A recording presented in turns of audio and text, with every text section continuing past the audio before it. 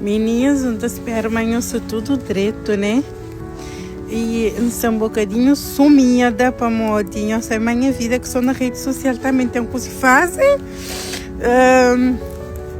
Enfim, meninas, vida de merca. Vida de merca não é fácil. Nós hoje ali na praça com a princesa. Está frio. Graças a Deus hoje que está tanto frio, mas está frio.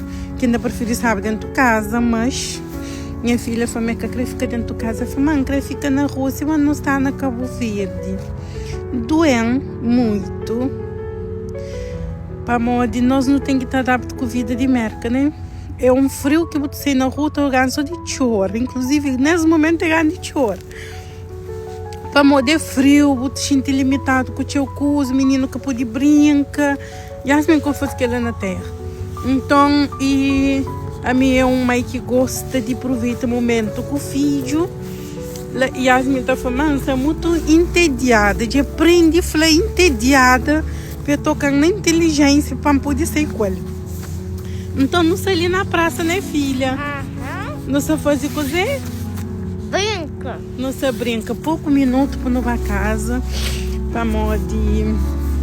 É coisa, e então, não se aproveita para falar com os fanhos um coisa assim, tipo, e a mim tem tudo minhas filhos junto comigo, não sei direito, meu marido junto comigo, não tenho a família por perto, e é muito, mesmo com tudo isso, não está fanhoso, mas é muitíssimo difícil as vidas de estrangeiro.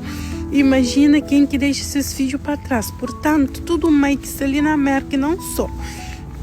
Que se longe de seus filhos, nós tomamos um abraço bem apertado e florzinha, para que nós seja forte, para modo tudo quem que sofre tá vence um dia nós abraçamos os filhos, nós estamos junto com nós, que é coisa que a gente pensar todo dia, meninas, a hora que a gente sabe, então foi Deus obrigado que não tem nem os filhos junto comigo, para modo se que fosse isso, de amava de para trás mesmo, por mais que estamos mais vida do que dólar, aproveita a vida do que ganha dólar, mas meninas está ali de ser vivida, amor, tem que buscar melhor para nós filhos, e é sobre isso, está tudo bem para amanhã, mãe, que tu aguenta mais.